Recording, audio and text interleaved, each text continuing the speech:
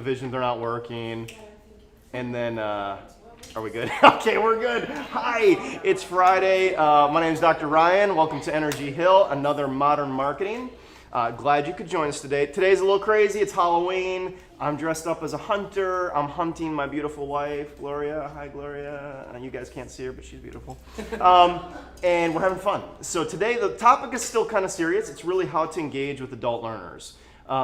We really, from the standpoint of my background being in education and into design and marketing, I found a lot of different schools have different tactics in how to engage with adult learners. So I want to share some of our ideas and how you can implement and kind of have some ideas that maybe you're already doing some, maybe some of them you can tighten up. And if, as always, if you have questions, feel free to reach out to me. Either direct message me on LinkedIn or email me or reach out via phone. So with that said, let's get right into it. 6 strategies to engage adult learners.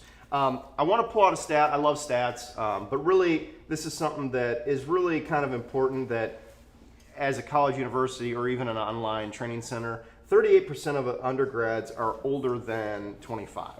So that's something that, are we good? No. It's not playing the screen. It's not streaming? Okay. We can just keep going. So I'm going to keep going. We'll put the slide deck up online afterward.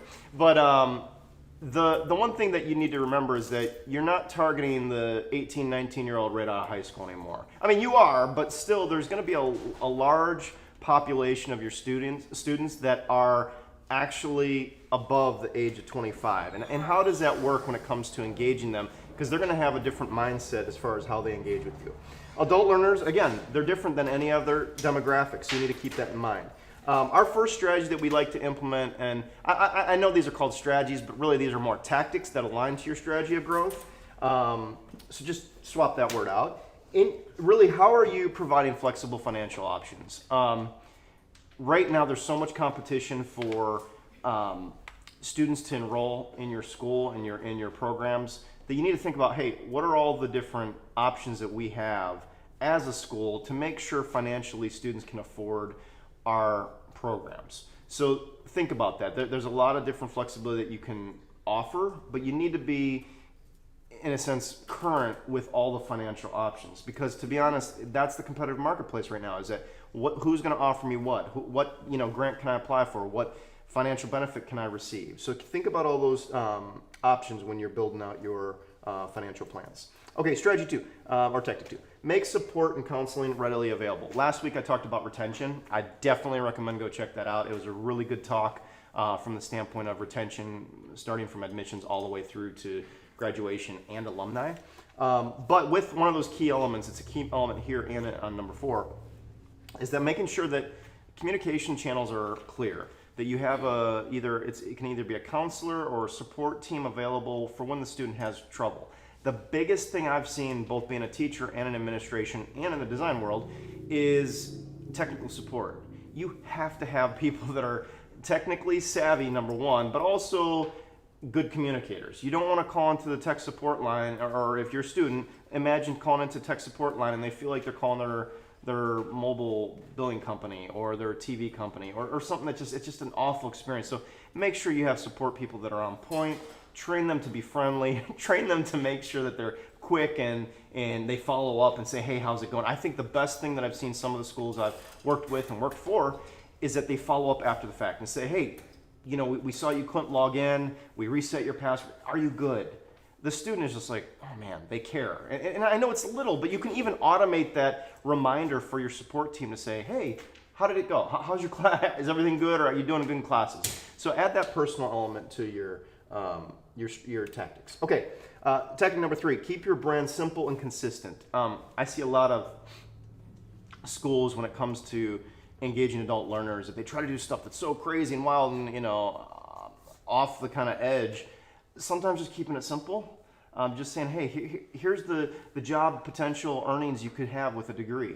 And so sometimes just taking a step back, and I always say go with 2 things, really easy things when it comes to how you message and communicate your brand, is that number 1, you're student facing and forward, that you're about the students.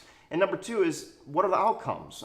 In education, you call it SLOs, your student learning outcomes. But the point is, it can be as simple as, here's the job you could get. Here's the availability of jobs in this industry or in this program that you could apply for, and here's the salary ranges that are for this career and field. So those are the things that can really help you really engage successfully with adult learners.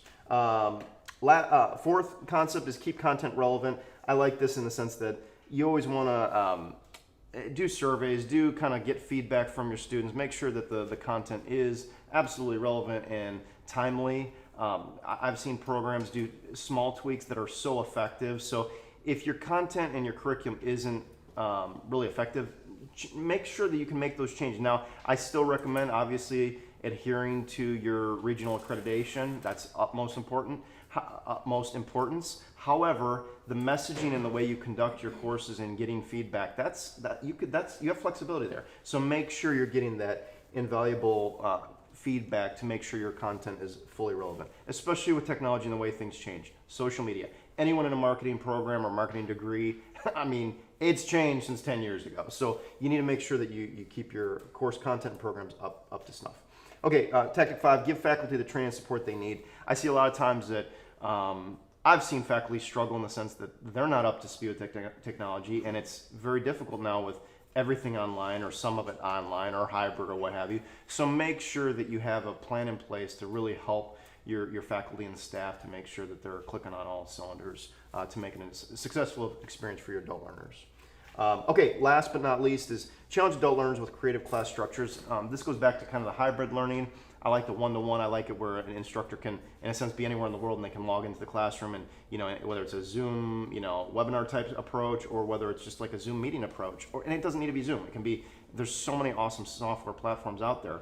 But making it where it's an engagement type atmosphere where the student isn't just like going in, reading the message board, replying once or twice to each message. That's dry, it's annoying, it's boring, it's busy work. I'm gonna say, and I've always viewed this way about education, don't make it just busy work unless it's math. I think math, I'm gonna go off a little rabbit trail here, math, you need the busy work because it trains your muscle memory to make sure that you can quickly crank out your tables. However, other than math, so everything outside of math, I do think that you should really think about how you can make your structure of your courses and your classes creative. How can you really engage with them in an interactive way more than just make sure you post once or twice, make sure you reply. That's so 10 years ago. So make sure if you're doing that, stop or make sure you add to it and make it more dynamic. Okay, to recap, provide flexible financial options, make support and counseling readily available. Again, go see retention I talked about last week. Keep the brand simple, create content that's relevant, train faculty and your staff to build those relationships and keep those relationships on point, and make sure that you're creative in how you approach your classes in a dynamic structure for students that are above that 25 age. And to be honest, I like that last one in the sense, it's not just 25, okay?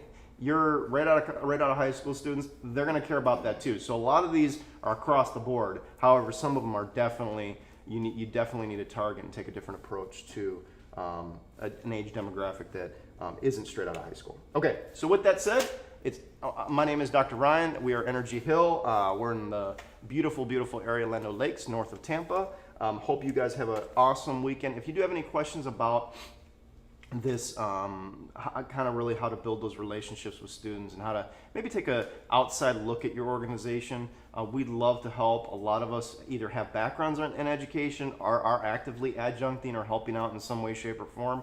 So we'd love to partner with you and just say, hey, we'll take a look at it and see if we can help, or see if we can even just give you some advice on how to, hey, something's running stagnant in our online courses. How can we spice it up a little bit? If you have any questions, feel free to reach out to either me or Orlando. We're both up on the screen. You also have my cell phone. I put it up there public, so don't go crazy, but feel free to reach out and drop us a line. If you have any questions, feel free to reach out to us. Have a safe and fun Halloween, and see you guys next week.